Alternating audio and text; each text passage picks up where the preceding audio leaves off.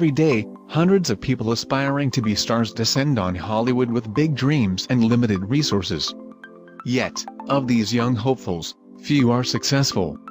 For far too many, the hope of seeing their name in lights diminishes each day as their manager slaps their initials on the rota for the graveyard shift at a restaurant on Sunset Boulevard. So close, yet so far. For those few who do make it, life can be equally as tough. After all, one big break doesn't necessarily secure you the grand life of fame and fortune. I mean, just ask Macaulay Culkin.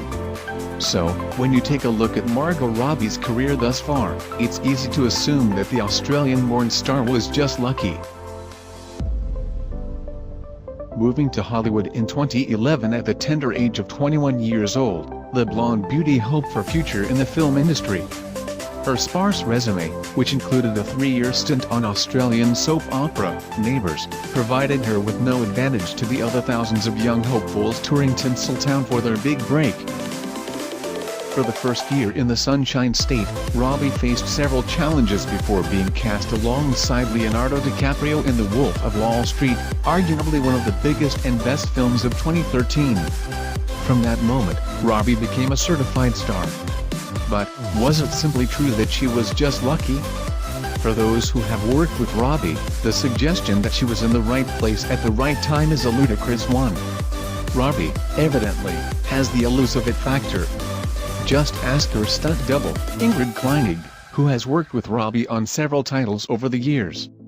She's stubborn and fiercely competitive, explains Kleinig in an interview with The White Space. But, not only that, she's extremely talented. Discussing their working relationship on the set of Suicide Squad, where Kleinig performed the stunts for Robbie's character, Harley Quinn, the accomplished acrobat explains, Margot is a classically trained dancer, so she has a level of physicality you really only see in people that have done serious physical training in their formative years. This gave us pretty much free rein to create fight choreography, tailored to her strengths, that didn't need to be simplified or compromised when going for the actor's coverage. For those who have watched Suicide Squad, it's clear to see that no expense or energy was spared for the role of Harley Quinn. And whilst Kleinig makes it look seamless on screen, behind the scenes, those action shots were much harder than post-production made them seem.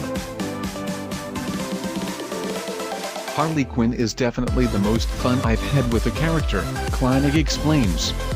Her BATSHT crazy, unpredictable nature meant dramatically, there were really no limits to how far out of left field we could venture. That's rare. It was very liberating. But, whilst Kleinig felt free to bring Harley Quinn to life, there was one thing holding her back, the costume.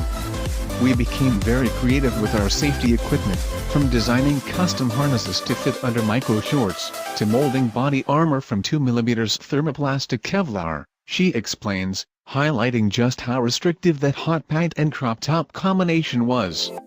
For Robbie, the role was equally challenging, for it required her to learn some free diving skills.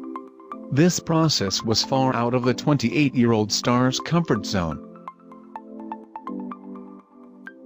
I got to 5 minutes and I was like, you know what? This is above and beyond what I thought I'd get to. I'm good with 5, she says of the experience. Robbie and Kleinig will no doubt be partnering up again shortly for Suicide Squad 2, as well as the yet untitled Joker Harley Quinn project, where the stunts are guaranteed to be bigger and better than before. And, if you fancy seeing Kleinig do her thing, without Robbie this time, then head to movie theaters to watch the latest installment in the Marvel Cinematic Universe, Ant-Man and the Wasp.